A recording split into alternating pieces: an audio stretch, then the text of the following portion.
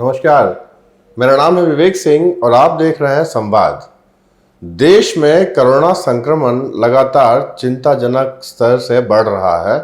हमने ब्राज़ील को क्रॉस कर दिया है और अब जो प्रतिदिन संक्रमण की संख्या है वो अमेरिका से भी ज़्यादा हो गई है।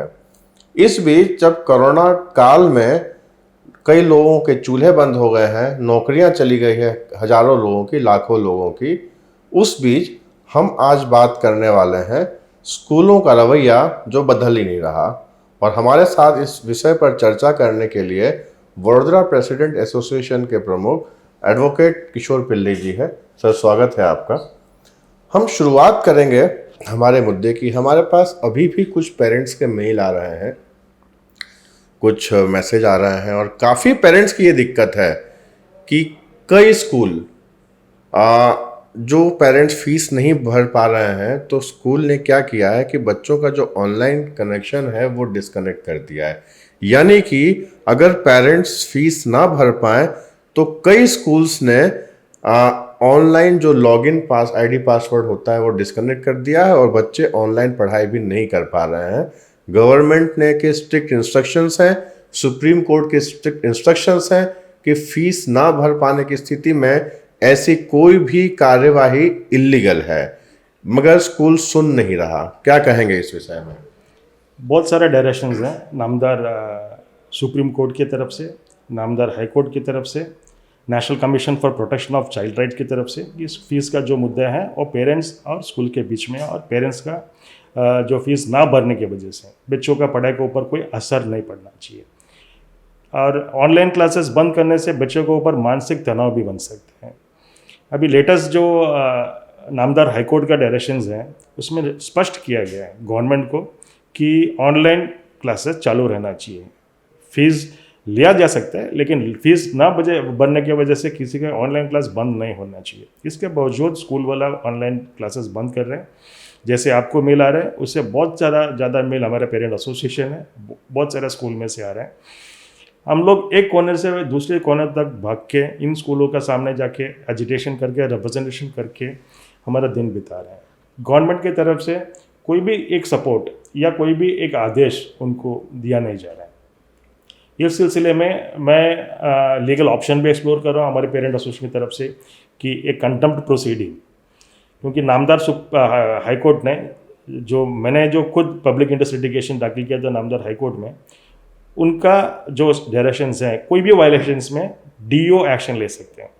और गवर्नमेंट की तरफ से एफिडेविट फाइल किया गया था नामदार हाई कोर्ट में कि जो भी गवर्नमेंट का रूल्स एंड रेगुलेशंस है वो पालन किया जा रहा है। तो एक कंटेम्प्ट प्रोसीडिंग हम लोग अधिकारियों के खिलाफ, स्कूल के खिलाफ करने का हम लोग विचार कर रहे हैं। सर, एक और मामला सामने आया, पिछली बार हमने एपिसोड भी किया था, स्कूल की दादागिरी का एक नमूना। और कोर्ट ने किस तरह से ये साबित किया कि स्कूल ने अपने कार्य क्षेत्र, अपने अधिकार क्षेत्र से बाहर जाकर एफआईआर की कुछ पेरेंट्स एसोसिएशन के लोगों के खिलाफ। नवरचना स्कूल का मामला है कि नवरचना स्कूल के किसी अधिकारी ने 2018 में कुछ पेरेंट्स एसोसिएशन के लोगों के खिलाफ केस दर्ज किया था।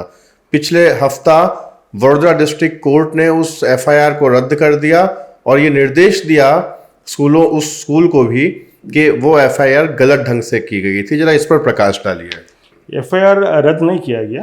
एफआईआर के अंदर जो गुना दाखिल किया था उस गुना में से मुक्त कर दिया था। 2018 में जो फीस का लेके विरोध गुजरात भर में हो रहे थे, वहाँ पे वडोदरा पेरेंट एसोसिएशन की लीडरशिप में अनेक स्कूल में जो वायलेशन हो रहा था उसका विरोध हम लोग ने किया। यहाँ पे स्पष्ट है कि नवरचना स्कूल में रिपोर्ट रीडिंग के टाइम मार्च 2018 में कई बच्चों ऐसा है जिसके पेरेंट्स ने स्कूल के डिमांड के हिसाब से इसकी फीस ने जो कानून कायदा में एफआरसी के रेगुलेशन के हिसाब से पूरा पैसा भरा था, लेकिन स्कूल वाला का जो ज़्यादा पैसा जो मांगनी है उसके हिसाब से फीस नहीं भरा। उन बच्चों को pass and eligible for promotion करके रिपोर्ट दिया गया। Pass and eligible for promotion Hindustan में कोई भी जहाँ पे मैं जहाँ पे भी पढ़ा या जहाँ पे भी प्रोविजन है, किसी का प्रोविजन नहीं है कि pass and eligible for, pass and promoted लिख सकते हैं। तो पेरेंट एसोसिएशन का लीडरशिप में बहुत सारे पेरेंट्स वहाँ पे स्कूल मैनेजमेंट को क्वेश्चन किया कि हमारा इसमें ऐसा क्यों लिखा गया। तो इस विरोध का संख्या जब बढ़ा तो पुलिस को बुलाया और पुलिस को बुला के वहाँ पे पुलिस के हाजिरी में समाधान की बात किया और हम लोग सब छुट्टे पड़े। और अगले दिन सुबह हमको पता चला कि हमारा 3 बहनों के ऊपर एफआईआर हुआ। और ये जब विरोध हो रहा था, नवरचना स्कूल के आईटी मैनेजर ने हमारा 3 बहनों का वीडियो उतारे और वीडियो उतारे, कुछ ऑब्जेक्शनेबल पोजीशंस में वीडियो उतारे। उनका नेचुरली लेडीज हो कि उनका पर्सनल फ्रीडम का ऊपर जब वायलेशन हुआ, उन्होंने पुलिस कंप्लेंट की। जिस दिन पुलिस कंप्लेंट की उसका अगले दिन इनका कंप्लेंट का ऊपर कोई एक्शन नहीं लिया जा रहा है और कुछ बहनों के ऊपर एक्शन एफआईआर फाइल हो रहा है। मतलब लोगों की आवाज दबाने की कोशिश।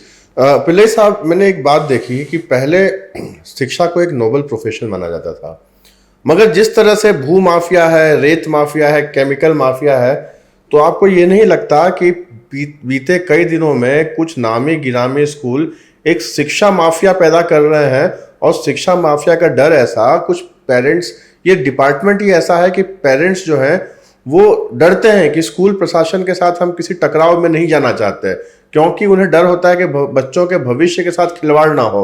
और इस बार भी 95% लोगों ने फीस भर दिया एजिटेशंस के बावजूद भी।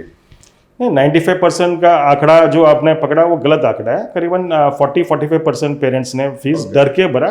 पेरेंट्स के माइंड में जो शुरुआत में जो डर थे, जो डरे हुए थे, वो डर वडोदरा पेरेंट एसोसिएशन का लगातार जीत की वजह से, ताकत की वजह से वो डर कम हुआ है। लेकिन यहाँ पे मैं स्पष्ट करना चाहता हूँ एक मुद्दा जो बड़ौदा संस्कारी नगरी का हर एक सिटीजन को सोचना चाहिए।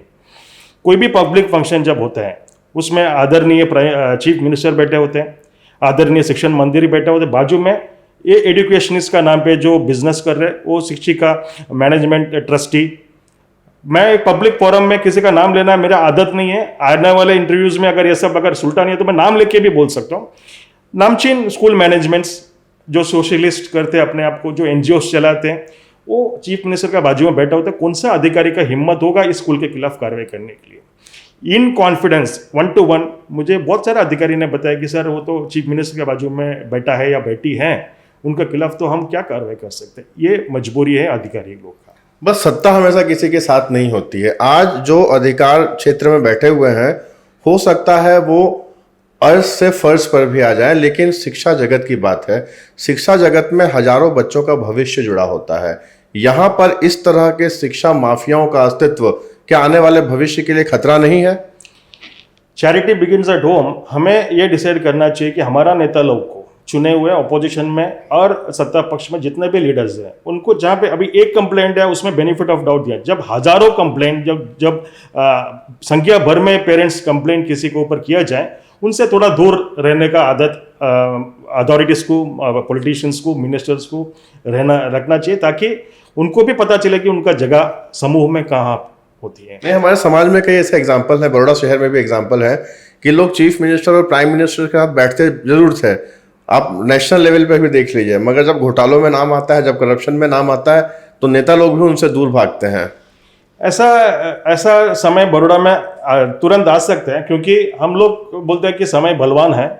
और पिछले 2-3 सालों में वडोदरा पेरेंट एसोसिएशन ने बहुत सिस्टमेटिक काम किया। हमारे जो मुद्दे हम लोग ने कोर्टों में उठाए, पब्लिक फोरम में उठाए, नामदार सुप्रीम कोर्ट में मैटर चल रही है। जैसे ही नामदार सुप्रीम कोर्ट का अंतिम चुकादा आ जाए, हमारे पास हजारों पुरावा है जहाँ पे ट्रस्ट का नाम पे जमीन लेके कमर्शियल एक्टिविटीज चल रहा है।